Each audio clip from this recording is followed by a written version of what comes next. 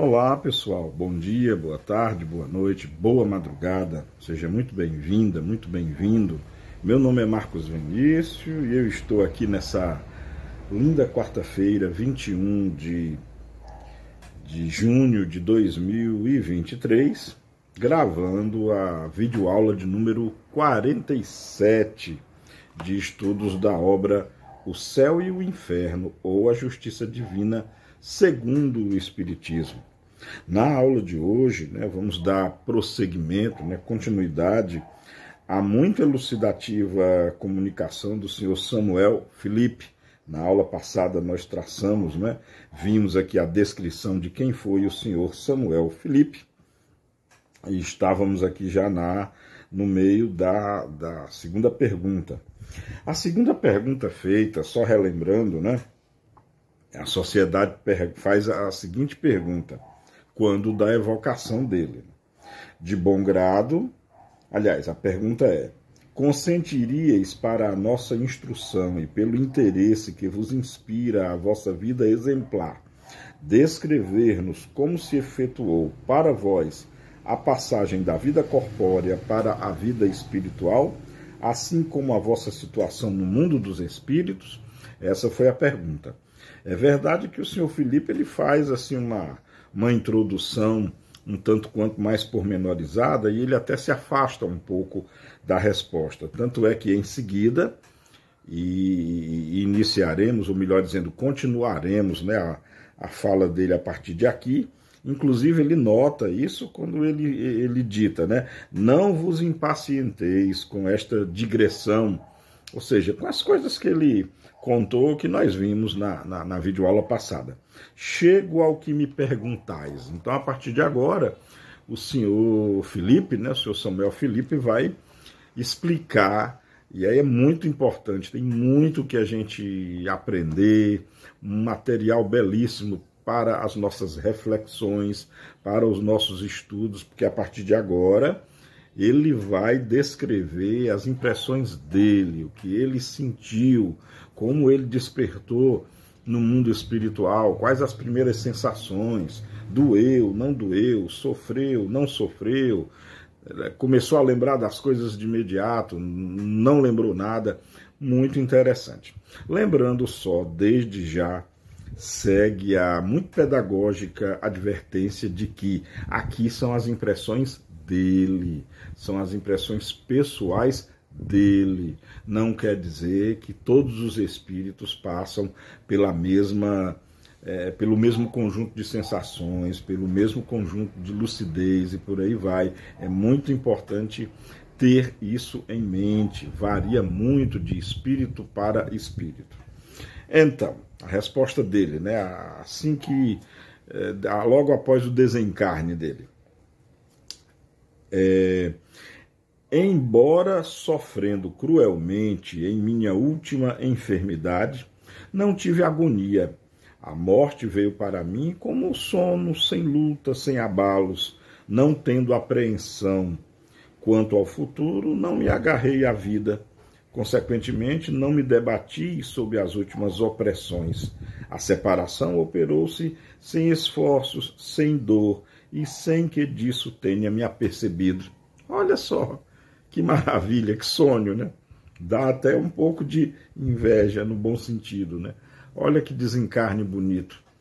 Sem constrangimento, sem afetação, sem medo, com muita tranquilidade, sem dor. Certamente há um pouco de perturbação, isso é inevitável, mas um desencarne tranquilo, um desencarne sem terror, sem nada que possa se dizer que tenha causado pesar ou sofrimento. Bom, e aí ele continua, tem muita coisa interessante aqui. Ignoro o quanto durou esse último sono, mas foi curto. O despertar foi de uma calma que contrastava com o meu estado precedente. Ou seja, muito interessante, porque no estado precedente ele estava doente, agonizando, dores terríveis, em função da enfermidade dele. E aqui ele fala que não, o despertar foi tranquilo. Não sentia mais dor e com isso me regozijava.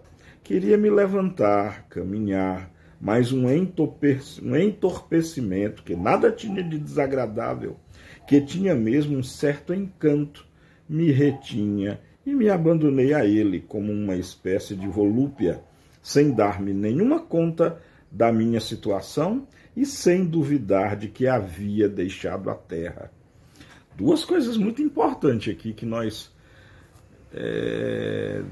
precisamos comentar. Primeiro, quando ele disse assim, queria me levantar e andar.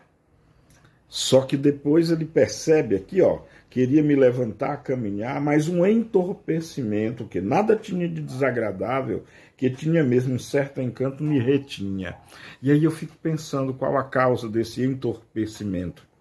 Quando ele afirma assim que queria levantar e caminhar, o ato de levantar-se e caminhar tem a ver com o corpo, né? Você se levanta porque estava deitado e caminha porque tem as suas pernas para caminhar. Será que esse entorpecimento não foi produto do fato de que ele não tem mais um corpo? E aí, claro, o costume de andar, o costume de levantar-se é muito natural. Nós levantamos e caminhamos todos os dias. De certa forma, nós experimentamos um pouquinho, talvez, do que seria a morte, né? Todos os dias quando nós dormimos. E, claro, a primeira coisa que acontece quando nós acordamos é ou não é levantar e caminhar. E o senhor Felipe, assim como todas as pessoas, fizeram isso ao longo de toda a sua vida. Talvez, lembrando-se disso e achando até que estava realmente dormindo, ele teve a vontade de levantar e caminhar. Agora, lentamente, possivelmente, né, ele foi observando que não tenho mais pernas, não há mais. E esse estado de deitar-se talvez seja uma ilusão, reminiscência da vida anterior. Será que não é isso que significa o entorpecimento que ele aludiu? E depois, né, o outro detalhe interessante é quando ele fala quando ele diz assim, sem dar-me nenhuma conta da minha situação e sem duvidar de que havia deixado a terra. Olha, a lucidez tomando conta, né? O fato de que, eu não estou mais no mundo dos encarnados. Eu não pertenço mais ao mundo material. Eu estou agora numa nova situação. Tanto é que ele afirma a consciência que ele tinha de que havia deixado a terra. Muito interessante mesmo, e eu acho que é digno de muitas das nossas reflexões. E aí ele segue com as impressões dele. O que me rodeava aparecia-me como num sonho. Vi a minha mulher e alguns amigos ajoelhados no quarto e chorando, e me disse que, sem dúvida, eles me acreditavam morto. Quis desenganá-los, mas não pude articular nenhuma palavra, de onde concluí que sonhava. O que me confirmou essa ideia foi que me vi cercado de várias pessoas amadas, mortas há muito tempo, e outras que não reconheci à primeira vista e que pareciam velar por mim e esperar o meu despertar. Muito importante aqui, muita coisa interessantíssima para a nossa análise. Primeiro, né, quando ele desperta no mundo dos espíritos, ele tem aquela lembrança, não é? Aquela lembrança da mulher dele ajoelhada, rezando por ele, por exemplo, e faz todo o sentido, né? Ele no leito de morte, provavelmente, no hospital, e a esposa, e claro, alguns amigos, não é? Velando por ele, rezando por ele, faz todo sentido que essa tenha sido a última imagem que ele viu, faz todo sentido que essa tenha sido a última lembrança da vida material. Tanto é que ele mesmo afirma, como eu acabei de ler, né?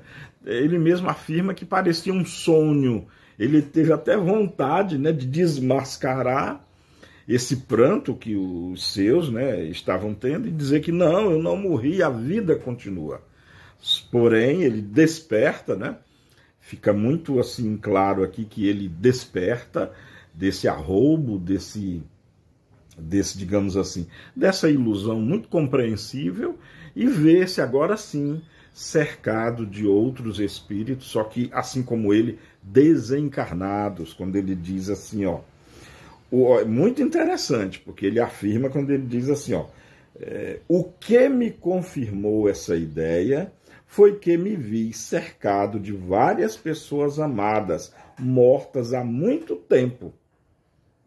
Olha só, isso é muito importante. Ele disse, o que me confirmou essa ideia, ou seja, a ideia de que antes era um sonho, era uma ilusão, era uma lembrança, mas que ele despertou para o mundo real daquela situação dele, o mundo espiritual, e aí ele viu que não havia mais encarnados ali. O que ele percebeu foi a presença de amigos, né? E é interessante que ele frisa, pessoas mortas há muito tempo.